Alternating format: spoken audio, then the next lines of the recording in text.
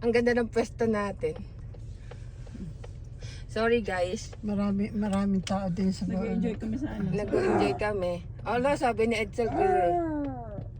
Maraming tao, maraming kuna. Hindi naman po yan nangangain tita ng pagbuso, ganyan.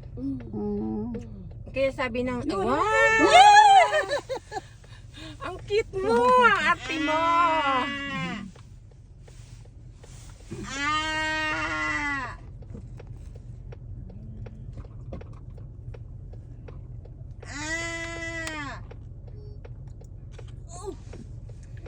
Guys, this is the grizzly bear in, where is it? Kananas Peter Luhid. Peter Luhid in near the, ano da to? Elbow Pass. We are in the Elbow Pass. Super ganda ng aming view. Pinakamatapang na bear. Pero aming laruan talaga. Sobrang ganda. Sobrang ganda ng view natin. Sorry sa mga ibang tao, binlock natin sila. Hindi po kami masama ugali. Ay, anong gagawin? Wala Itaw naman na tayo ako na kanina eh. Sila bagong dating lang eh. Oo nga. Humara pa talaga. Umara pa talaga.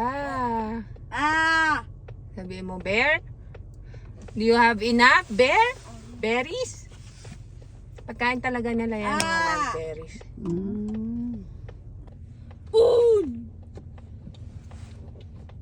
Ang dami na kahintong sasakyan. Ha? Ang dami. Tayo ang nasa una. Siguro yung sabihin ng mga yun, ulis na kayo, kanina pa kayo. Wala, palalapitin pa nga namin eh. Kaya nga eh. Wala nang bere sa harap eh. Yan ang very sad na. Ala, kakainin ka na yan. I'm scared. You're scared? That's okay. Bear and Edsel invite. Ganyan No, pala talagang... the bear will not bite you because the bear ate lots of berries. Ganyan pala talaga ang ano niya. Pagkain nga po, yung mga berries. Hindi yan tunay na personal na bear.